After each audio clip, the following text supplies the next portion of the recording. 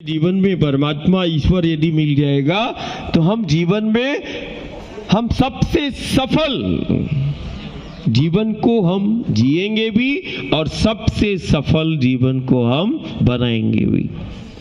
परमात्मा ईश्वर सब मिलना चाहते हैं और रोज परमात्मा ईश्वर का हम ध्यान भी करते हैं।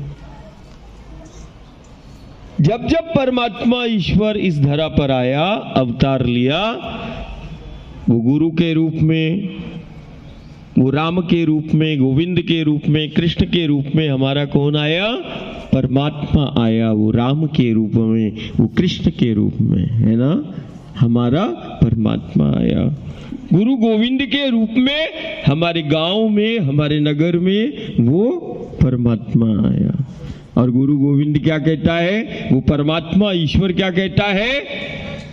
उस परमात्मा और ईश्वर जब जब इस धरा पर आया, उसने वो संदेश दिया कि वृक्ष मेरा स्वरूप है। गुरु गोविंद ने कहा वृक्ष मेरा स्वरूप है। हम ही दुनिया में है जो परमात्मा और ईश्वर के रूप में, देवता के रूप में हम पेड़ और पौधों को पूजते हैं। कोई दुनिया में पूजता क्या?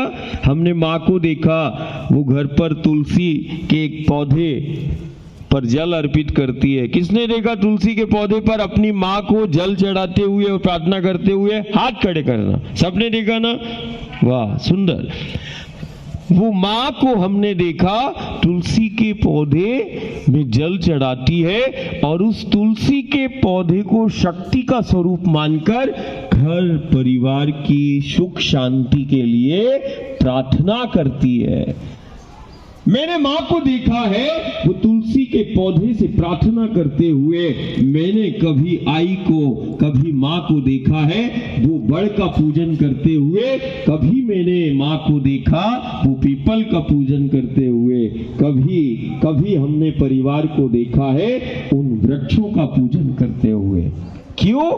कारण हम उन वृक्षों को, पेड़ों को, पौधों को परमात्मा और ईश्वर के रूप में पूजते हैं। और गुरु भी कहता है, गोविंद भी कहता है, बारंबार कहता है वृक्ष मेरा स्वरूप है। अब हमें ये देखना पड़ेगा कि हमने परमात्मा हम किसको कहते हैं, ईश्वर हमने किसको माना?